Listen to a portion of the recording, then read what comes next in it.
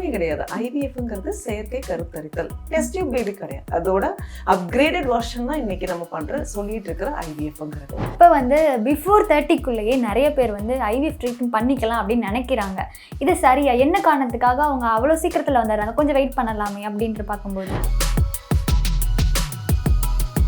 அதாவது டிலே பண்ணணும்னு நினைக்கிறவங்க ஒரு கம்ப்ளீட் ஹெல்த் செக்அப் பண்ணிட்டு நீங்க டிலே பண்ணுங்க. முன்னாடியே நீங்க பிளான் பண்றீங்க 6 months கழிச்சுன்னு சொன்னா தயவு செய்து ஒரு அண்டர்ஸ்டாண்டிங் இருக்குன்னு நீங்க டெவலப் பண்ணணும்னு நினைக்கும் போது உங்களுக்கான செக்அப் நீங்க எடுத்துக்கோங்க. ஒரு ஃபேமிலியா விங் அவுட் ஆகுறதுக்கு அவங்க இனஃப் டைம் எடுத்துக்கிறாங்க. இன்னைக்கு இருக்கிற ஜெனரேஷன் நான் பாக்குறது அதுதான். அதாவது நம்ம இந்த டைம்ல இந்த டைம் கான்டாக்ட்ல இருந்தே ஆகணும், அப்பதான் குழந்தை தரிச்சே ஆகணும். ஒன்னு சிம்பிளா சொல்லட்டுமானோ, சௌபாக்யா home and kitchen appliances. Everest easy chef ஆகுங்கள் சில நிமிடங்களிலேயே. ஹலோ மக்களே, நான் இன்னைக்கு நம்ம கூட இருக்கவங்க பற்றி சொல்லணும் அப்படின்னா, நம்ம எல்லாருக்குமே ரொம்ப பரிச்சயமானவங்க, எனக்கு ரொம்ப பிடிச்சவங்க, எனக்கு மட்டும் இல்லாமல் நம்ம வியூவர்ஸ்க்கு ரொம்ப ரொம்ப பிடிச்சவங்க, அது மட்டும் இல்லாமல் ரொம்ப அன்பானவங்க, பண்பானவங்க, பாசமானவங்க, அறிவானவங்க அண்ட் ரொம்ப அழகானவங்களும் கூட. இன்னைக்கு மெடிக்கல் டேர்ம்ஸில் இருக்கிற நிறைய டவுட்ஸ் எல்லாத்தையுமே நம்ம கூட இருக்க டாக்டர் சுகன்யா கைனகாலஜிஸ்ட் அவங்க கிட்ட கேட்டு தெரிஞ்சுக்கலாம். வணக்கம் மேம். ஹாய், எப்படி இருக்கிறீங்க? நல்லா இருக்கேன் மேம், நீங்க எப்படி இருக்கீங்க? சூப்பரா இருக்கேன். இன்ட்ரோடக்ஷன் தான் கொடுத்தீங்க, அன்பு பண்பு பாசம்னு பெரிய வரிகளே பேசிட்டீங்க. அப்படிலாம் இல்ல, உங்களை பத்தி மொத்தமா அப்படியே சொல்லிட்டேன் மேம். நீங்க எப்படி இருக்கீங்களோ அப்படி மொத்தமா மிரர்னு நான் வேணா பேசிக்கிட்டோமா? கண்ணாடி அணுவும் இப்படித்தான் அப்படின்னு சொல்லிடுறேன். சொல்லுங்க, எந்த மாதிரியான இன்னைக்கான கான்வர்சேஷன்ஸ் ஓபன் பண்ணலாம்? ஸோ எஜுகேஷன் வைஸ் நம்ம எப்படி பண்ணலாம்னு பார்க்கலாம். மேம், ஐவிஎஃப்ல நிறைய டவுட்ஸ் இருக்கு மேம். இங்க நிறைய பேருக்கு ஐவிஎஃப் முறையில ஒரு குழந்தை கருத்தரிக்க முடியும் அப்படின்னு தெரியுது. ஆனா இங்க பலருக்குமே அதோட ப்ரொசீஜர் தெரியல. சோ நீங்க அதை எக்ஸ்பிளைன் பண்ணா இன்னும் கொஞ்சம் பெட்டரா இருக்கு மேம். ஒண்ணுமே கிடையாது. ஐவிஎஃப்ங்கிறது செயற்கை கருத்தரித்தல். சிம்பிள் ஒன்லைன் அதுதான். அதோட எக்ஸாக்ட் டிரான்ஸ்லேஷன் அதே தான். வெளியில ஒரு கருவை உருவாக்கிட்டு அந்த கருவை எம்ப்ரியோ நம்ம திருப்பியும் நம்ம பிளேஸ் பண்ணிட்டு அந்த எம்ப்ரியோ வளர்றத பாக்குறது தான் ஐவிஎஃப்ங்கிறது. ரொம்ப ரொம்ப நீட் அண்ட் சிம்பிள். அதுக்கு நமக்கு தேவை கருமுட்டை, விந்தணு.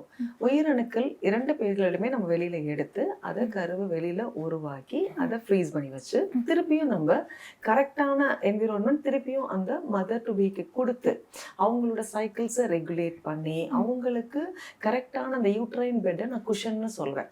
அந்த குஷன் ஒரு பெட் மாதிரி, அந்த பெட்டை நம்ம ரெடி பண்ணி கொடுத்து அதில் நம்ம எம்ப்ரியோஸை பிளேஸ் பண்ணுறதா ஐவிஎஃப்.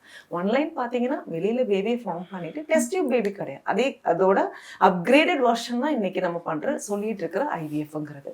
எல்லாருக்கும் குழந்தை கனவோட இருக்கிற நிறைய பேர்களுக்கு விடையா மாறுற ஒன்றும், அடுத்து ஈஸியா அதை மிஸ்யூஸ் ஆகிற ஒரு விஷயமும் இந்த ஐவிஎஃப் தான் நான் நினைக்கிறேன். ஓகே மேம், இப்போ பிஃபோர் 30க்குள்ளேயே நிறைய பேர் ஐவிஎஃப் ட்ரீட்மெண்ட் பண்ணிக்கலாம் அப்படின்னு நினைக்கிறாங்க.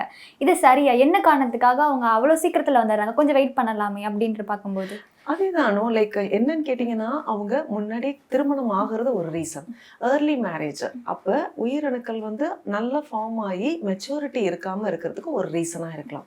செகண்டு, நிறைய பேர் இப்போ மேரேஜ் ஆன உடனே ஒர்க்கிங் மதர்ஸ் நிறைய பேர், ஒர்க்கிங் விமன் நிறைய பேர், அவங்கள என்ன பண்ணுறாங்க, ப்ரெக்னென்சியை போஸ்ட்போன் பண்ணிடுறாங்க. கல்யாணம் ஆன உடனே ப்ரெக்னென்ட் ஆகிறதுலாம் கிடையாது. ஃபர்ஸ்ட் 6 months அவங்க their understanding each other which is very healthy. அதாவது அந்த கணவன் மனைவிக்குள்ளார ஒரு உறவு, அந்த பந்தம் ஏற்படுறதுக்கு இன்னஃப் ஸ்பேசிங் கொடுத்துக்கிறாங்க. இன்னைக்கு இருக்கிற ஜெனரேஷன் கிட்ட நான் பார்த்து வியக்கக்கூடிய ஆச்சரியப்படக்கூடிய விஷயமும் அதுதான். அவங்களுக்குள்ளார ஒரு நல்ல புரிதல் வந்ததுக்கு அப்புறம் பிளானிங் ஆஃப் த ஃபேமிலிங்கிறத அவங்க கொண்டு வர்றாங்க.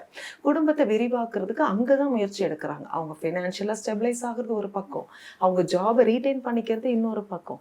2 பேருக்குமான மனப்பக்குவத்துக்குள்ளார வந்ததுக்கு அப்புறம் குழந்தையை நோக்கி யோசிக்கிறாங்க. அப்படி இருக்கிற பட்சத்துல சில பேருக்கு 6 மாசம் பிடிக்கலாம், சில பேருக்கு 1 வருஷம் பிடிக்கலாம். அந்த அண்டர்ஸ்டாண்டிங் அந்த 4 walls-குள்ளார இருக்கிற அவங்களுக்குள்ளார இப்போ அந்த என்விரான்மெண்ட்குள்ளார அவங்களையே அட்ஜஸ்ட் பண்ணி அக்கஸ்டம் பண்ணி மனைவியோட உறவுகளை கணவன் ஏற்றுக்கிட்டு கணவன் உறவுகளை மனைவி ஏற்றுக்கிட்டு ஒரு ஃபேமிலியாக விங் அவுட் ஆகுறதுக்கு அவங்க இனஃப் டைம் எடுத்துக்கிறாங்க. இன்னைக்கு இருக்கிற ஜெனரேஷன் நான் பார்க்குறது அதுதான். அப்படி விங்கிங் அவுட் டைமில் என்ன ஆகுதுன்னு கேட்டிங்கன்னா, அவங்க இந்த ப்ரெக்னன்சி பிளானிங்கை கொஞ்சம் தள்ளி போடுறாங்க. தள்ளி போட ஆட்டோமேட்டிக்காக அவங்க பை த டைம் சில பேருக்கு இப்போ 90% என்ன ஆகுதுன்னு கேட்டிங்கன்னா, நார்மல் கன்செப்ஷன் நாங்கள் ட்ரை பண்ணோம், கிளிக் ஆகிடுச்சு, நாங்கள் பெருசாலாம் யோசிக்கல, நாங்கள் பிளான் பண்ணலை, அன்பிளான்டு ப்ரெக்னென்சி அப்படின்றலாமா என்கிட்ட சொல்கிறாங்க. ஆனால் சில பேர் நாங்கள் 2 வருஷம் ட்ரை பண்ணுறோம், ஃபஸ்ட்டு இனிஷியலாக 6 மந்த்ஸ் நாங்கள் தள்ளி போட்டுட்டோம், அதுக்கப்புறம் நாங்கள் ட்ரை பண்ணுறோம், ஆனால் எங்களுக்கு கிளிக் ஆக மாட்டேங்குது, இப்போ 2 இயர்ஸ் ஆகிடுச்சு, எங்களுக்கு செக் பண்ணுங்க அப்படின்னு சொல்கிறாங்க. அப்படி செக் பண்ணி பார்க்குறப்ப தான் ஹஸ்பண்டுக்கு டிஃபெக்ட் இருக்கலாம், இல்லை ஒய்ஃபுக்கு டிஃபெக்ட் இருக்கலாம். இந்த 2 டிஃபெக்ட்ஸையுமே நம்ம கரெக்ட் பண்ணக்கூடிய விஷயங்களா இருந்தால் ஸ்பாட் ஆன் கரெக்ட் பண்ணிடுறோம். இல்லைன்னு சொன்னால் தேர் லேண்டிங் அப் இன் IVF. இதுதான் சிம்பிள் ரீசன். அதாவது டிலே பண்ணணும்னு நினைக்கிறவங்க ஒரு கம்ப்ளீட் ஹெல்த் செக்அப் பண்ணிட்டு நீங்கள் டிலே பண்ணுங்க. முன்னாடியே நீங்கள் பிளான் பண்ணுறீங்க 6 மந்த்ஸ் கழிச்சுன்னு சொன்னால் தயவு செய்து ஒரு அண்டர்ஸ்டாண்டிங் இருக்குன்னு நீங்கள் டெவலப் பண்ணணும்னு நினைக்கும் போது உங்களுக்கான செக்அப் நீங்கள் எடுத்துக்கோங்க. போத் தி பார்ட்னர்ஸ் எல்லாருமே இன்னைக்கு கார்னர் பண்ணுறது குழந்தை தாங்கல்னா சொசைட்டி ஃபர்ஸ்ட் கேட்குற கேள்வி அந்த பெண்மணியை நோக்கி தான். மறுத்தாலும் மறுக்காவிட்டாலும் யதார்த்தமான உண்மை அதுதான். அந்த வைஃப் தான் சொசைட்டில எவ்ரி மந்த் ஃபேஸ் பண்ணக்கூடிய ஒரு விஷயம் இன்னும் நிக்கலையா, இனி ஆப்வியஸ் நம்ம தான் வந்து குழந்தைய கேரி பண்றோம், இல்ல தங்கல அப்படிங்கும் போது ஒவ்வொரு பேரும் விதவிதமான கருத்துகள், விதவிதமான சொல்யூஷன்ஸ், இதை ட்ரை பண்ணி பாருங்க, அதை ட்ரை பண்ணி பாருங்க, நீங்க ஏன் இன்னும் இது இப்படி இருக்கிறீங்க, டூ மச் ப்ரெஷர் வந்து அந்த விமனுக்கு நம்ம கொடுத்துட்றோம். அது வீட்டில் ரிஃப்ளெக்ட் ஆகலாம். ஹஸ்பண்டும் அவங்களும் ஃபேஸ் பண்ணலாம், பட் விமன் அளவுக்கு ஈக்குவலான்னு கேட்டிங்கன்னா எனக்கு தெரியல. மஸ்ட் பி ப்ரொபோஷனலி கொஞ்சம் ஈஸியாக கேட்டுடலாம். கம்யூனிகேட்டிங் ரேஞ்சில் இருக்கிறதுனால ஈஸியாக கேட்டுடுறாங்க. இந்த ப்ரெஷரோட அவங்க ட்ரை பண்ணும்போது இன்னும் நமக்கு நெகட்டிவ் ரிசல்ட்ஸ் தான் வருது. சிம்பிள் ரீசன், நேச்சுரலாக ட்ரை பண்ணுறோம் அப்படிங்கும் போது என்ன ஆகும்னு கேட்டிங்கன்னா ஷிஃப்ட் பேசிஸ்லாம் ஒர்க் பண்ணுறாங்க, நைட் ஷிஃப்ட், டே ஷிஃப்ட், அந்த மாதிரிலாம் அவங்க அதெல்லாம் அலைன் பண்ணி மாற்றிட்டு இப்போ தே ஆர் கான்சென்ட்ரேட்டிங் ஆன் ஃபேமிலின்னு வரும்போது ஒரு ரேஞ்ச் ஆஃப் டேட்ஸ் நம்ம கிட்ட இருக்கு. அந்த டேட்ஸில் தான் கருமுட்டை வெடிச்சு வரும். இப்போ என்னன்னா இந்த விமன் வந்து எக்ஸ்ட்ராடினரி ப்ரெஷர்ல இருப்பாங்க. இந்த லேடி, அதாவது நம்ம இந்த டைம்ல இந்த டைம் கான்டாக்ட்ல இருந்தே ஆகணும், அப்பதான் குழந்தை தரிச்சே ஆகணும். ஒன்று சிம்பிளா சொல்லட்டுமானோ, ரொம்ப ஸ்ட்ரெஸ்ல நீங்க கான்டாக்ட்ல இருந்தீங்கன்னா டெஃபினட்டா அது கிளிக் ஆகிறதுக்கு வாய்ப்பு ரொம்ப ரொம்ப கம்மி. சிம்பிள் ரீசன், ஸ்ட்ரெஸ்ல வந்து கார்டிசால் வந்து ஹை ஆயிடும். அந்த ஹார்மோன் வந்து உங்களுக்கு பாடியில சர்க்குலேட் ஆக ஆட்டோமேட்டிக்கா உங்களோட கன்சப்ஷன் ரேஷியோ கம்மியாயிட்டே வரும். So simple reason, stress level ஹையாக இருந்ததுன்னா கன்சப்ஷன் ரேஷியோ கம்மியாயிடும்.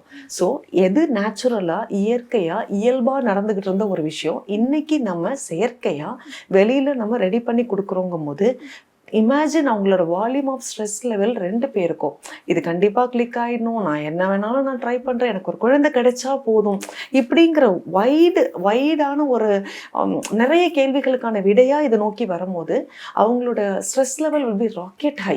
அது மலையளவு இருக்கக்கூடிய ஒரு ஸ்ட்ரெஸ்ஸோடு தான் நம்ம கிட்ட வர்றாங்க. அப்படி இருக்கும் போது கரெக்டாக அனலைஸ் பண்ணி அவங்களுக்கான ட்ரீட்மெண்ட் கொடுத்தா அந்த IVF சக்ஸஸ் ஆகும். இல்லை நான் ட்ரீட்மெண்ட் பண்ணுறேன் கண்டிப்பாக உங்களுக்கு பேபி கிளிக் ஆகும் அப்படின்லாம் ஒன்லைன்லாம் முடிக்கவே முடியாது. என்ன ப்ராப்ளம்னால கன்சீவ் ஆகலை, அனலைஸ் என்ன, where is the factor, husband கிட்டையா ஒய்ஃப் கிட்டையா இல்லை 2 பேர்கிட்டயுமே இல்லாமல் அன்எக்ஸ்பிளைன்டு ஃபேக்டராக இருக்கா, இதெல்லாம் இந்த ஜாயின் த டாட்ஸ் பண்ணாதான் நம்மளால ஒரு ரிசல்ட்டை கூட கொடுக்க முடியும். ரிசல்ட்டுங்கிறத தாண்டி எனக்கு அது ரிசல்ட்டுன்னு நான் சொல்கிறேன் இல்லைங்களா, அவங்கள பொறுத்த வரைக்கும் அது குழந்தை, அந்த உயிருக்கு அவங்க எத்தனை பேர்கிட்ட அவமானப்பட்டிருக்கலாம், இல்லை அவங்களே ஆசையும் பட்டிருக்கலாம். மனதளவில் ஒரு நம்ம கிட்ட ஒரு குழந்தை இருக்காதா அப்படிங்கிற ஒரு ஏக்கம், அதுக்கான விடைக்கு நம்ம பதில் சொல்லக்கூடிய நிலைமையில இருக்கணும்னா இன்னைக்கு நான் எல்லாருக்கும் அவுட்லோட சொல்கிற விஷயம், சத்தமாகவே சொல்கிற விஷயம், நீங்கள் கல்யாணம் பண்ணிட்டு டேஸை தள்ளி போடுங்க, நீங்கள் ப்ரெக்னன்சியை லேட்டராக வச்சுக்கோங்க. ஏன்னா உங்களுக்கு இருக்கிற கமிட்மெண்ட்ஸ் உங்களுக்கு தான் தெரியும். பட் அதை தாண்டி நம்ம ஹெல்த் வைஸ் ஆரோக்கியமாக இருக்கோமா, 2 பேருமே நாங்கள் ஒரு செக்அப் எடுத்துக்கலான்ட்டு இருக்கோம், நாங்கள் நார்மலாக 6 மந்த்ஸ் நாங்கள் வந்து போஸ்ட்போன் பண்ணலான்ட்டு இருக்கோம். கோ தட் அண்டர் ஒரு பேசிக் ஹெல்த் செக்கப்பை பண்ணிக்காங்க. ஹெல்த் செக்அப் முடிச்சுட்டு then you can plan ahead. ஏன்னா ஆரம்பத்திலே இருக்குதுன்னு சொன்னால் அதை கரெக்ஷன் பண்ணுறதுக்கு நமக்கு ஈஸியாக இருக்கும். Very simple. டாக்டர், இன்னைக்கு நான் கேட்ட கொஸ்டின் எல்லாத்துக்குமே நீங்கள் அழகாக எக்ஸ்பிளைன் பண்ணீங்க. அதில் இருக்க டேர்ம்ஸ் எல்லாத்தையுமே எங்களுக்கு கிளியராகவும் சொல்லி கொடுத்துட்டீங்க. ஸோ அதுக்கு ரொம்பவே தேங்க்யூ டாக்டர். சௌபாக்யா home and kitchen appliances. Everest easy chef. Chef ஆகுங்கள் சில நிமிடங்களிலேயே.